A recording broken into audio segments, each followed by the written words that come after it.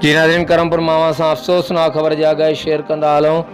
करमपुर जे ॻोठ लुंडो रहवासी नौजवान मीरसन चाचड़ बिजली जे करंट में फ़ौत थी वियो आहे।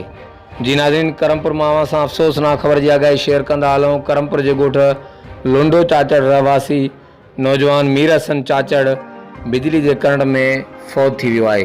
वारसनि खां मिलियल ॼाण मूजिबि करमपुर रिक्शा स्टैंड भरिसां नौजवान पानी जे नलके ते पानी पी रहियो हो त मथां ज़बून हाल 11,000 बिजली जी तार किरण सबबि नौजवान खे करंट लॻो।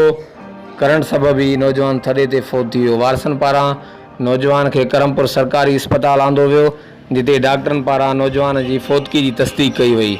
ॿिए तरफ़ नौजवान खे करमपुर एम्बुलेंस ज़रिए नौजवान जेको लाश हो उहो नौजवान जे घर ॻोठ लुंडो चाचड़ पहुचायो वियो।